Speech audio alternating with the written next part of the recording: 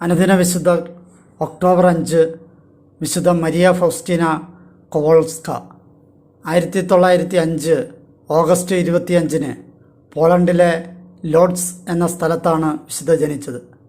Helena എന്ന ജ്ഞാനസ്നാന പേരുള്ള Faustina ഒരു ദരിദ്ര കുടുംബത്തിലെ 10 മക്കളിൽ ഒരാളായിരുന്നു. അവൾക്ക് 15 വയസ്സുള്ളപ്പോൾ കുടുംബത്തെ സഹായിക്കുന്നതിനായി പഠനം ഉപേക്ഷിച്ച് വീട്ടുജോലിക്ക് പോയി. 18 വയസ്സായപ്പോഴേക്കും ക്രിസ്തുവിനെ സേവിച്ചുള്ള ജീവിതത്തിനായി ദൈവം തന്നെ വിളിക്കുകയാണെന്ന് അവൾക്ക് ഉറപ്പായി. പക്ഷേ അവളുടെ മാതാപിതാക്കൾ അവളുടെ ഈ ആഗ്രഹത്തിനെതിരായിരുന്നതിനാൽ അവൾ ഈ ആഗ്രഹം തൻ്റെ മനസ്സിൽ നിന്നും ഉപേക്ഷിച്ചു. ഗ്രാമത്തിലെ നൃത്തത്തിനിടയ്ക്ക് മുഴങ്ങിക്കൊണ്ടിരുന്ന അവൾ ഒരു രാത്രിയിൽ ദുഃഖിതനും വേദനിക്കുന്നവനുമായ ക്രിസ്തുവിനെ കണ്ടു.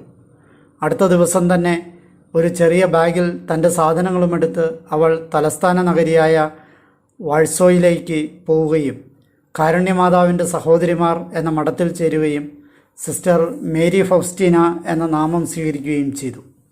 ഏതാണ്ട് 10 വർഷത്തിന് ശേഷം ഫൗസ്റ്റീനയ്ക്ക് ക്ഷയരോഗം പിടിപെട്ടു.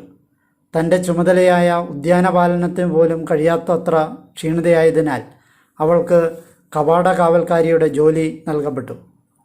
തൻ്റെ പുതിയ സേവന മേഖലയെ അവൾ കരുണാർദ്രമാക്കി. ഭക്ഷണം ആവശ്യപ്പെട്ടു വരുന്ന പാവങ്ങളെ സഹായിക്കുന്നതിന് അവൾക്ക് സാധിച്ചു. ഒരിക്കൽ പാവപ്പെട്ട ഒരു യുവാവായി യേശു അവളുടെ വാതിൽക്കൽ വന്നു. അവൾ കൊടുത്ത ഭക്ഷണം കഴിഞ്ഞപ്പോഴാണ് അവൾക്ക് യേശുവിനെ മനസ്സിലായത്.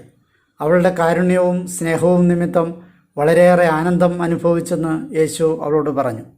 1931 ഫെബ്രുവരി 22 ദിവ്യകാരുണ്യനാഥനായ യേശു വിശുദ്ധയ്ക്ക് പ്രത്യക്ഷപ്പെട്ടു. അവൾ യേശുവിനെ ദർശിച്ച പ്രകാരമുള്ള തൂവെള്ള വസ്ത്രമണിഞ്ഞ ചുവപ്പും വെളുപ്പും ഇടകലർന്ന പ്രകാശം വമിക്കുന്ന തിരുഹൃദയത്തോടു കൂടിയ ഒരു ചിത്രം വരയ്ക്കുവാൻ കർത്താവ് അവളോട് ആവശ്യപ്പെട്ടു. ക്രൂശിതനായ ക്രിസ്തുവിൻ്റെ മാറിടത്തിൽ നിന്നും ഒഴുകിയ രക്തത്തെയും വെള്ളത്തെയുമാണ് ഈ രശ്മികൾ പ്രതിനിധീകരിക്കുന്നത്. യേശു തനിക്ക് പ്രത്യക്ഷപ്പെട്ട് നൽകിയ സംഭവത്തിൽ പലരും അവളെ ആദ്യം വിശ്വസിച്ചിരുന്നില്ല. വിദ്യാഭ്യാസം പോലുമില്ലാത്ത പാവപ്പെട്ട കർഷക കുടുംബത്തിലെ അംഗമായ അവളെ യേശു ഇത്തരമൊരു മഹത്തായ കാര്യത്തിന് തിരഞ്ഞെടുക്കുവാൻ തീരെ സാധ്യതയില്ല എന്നാണ് അവളുടെ മഠത്തിലെ മറ്റു സഹോദരിമാർ പോലും കരുതിയത്. പള്ളിയിലെ വേദപാരംഗതന്മാർ പോലും അവളുടെ വാക്കുകളെ സംശയിച്ചിരുന്നു. അവളുടെ വിധേയത്വം തന്നെ പ്രീതിപ്പെടുത്തിയെന്നും അതിനാൽ തന്നെ അവസാനം തൻ്റെ പദ്ധതി അവളിലൂടെ തന്നെ നിറവേറ്റപ്പെടുമെന്നും യേശു അവളെ അറിയിച്ചു. 1934 ജൂണിൽ ദിവ്യകാരുണ്യത്തിൻ്റെ ഈ ചിത്രം, കരുണയുടെ ചിത്രം പൂർത്തിയാക്കി. അധികം താമസിയാതെ ഈ ചിത്രം ഭക്തിയുടെ കേന്ദ്രബിന്ദുവായി മാറി.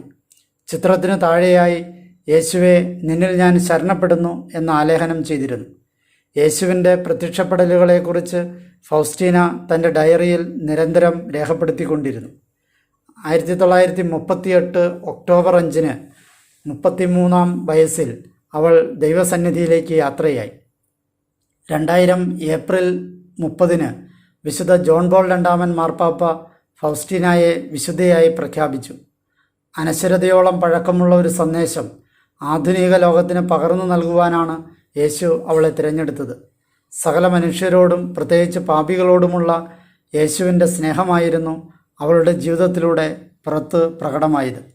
വിശുദ്ധയിലൂടെ നമുക്ക് ലഭിച്ചതാണ് പ്രസിദ്ധമായ ദൈവകരുണയുടെ ചിത്രവും ദൈവകരുണയുടെ ജപമാലയും മറ്റു പ്രാർത്ഥനകളുമെല്ലാം. വിശുദ്ധയുടെ മാധ്യസ്ഥം തേടി നമുക്കും ദൈവത്തിൻ്റെ കരുണയ്ക്കായി പ്രാർത്ഥിക്കാം.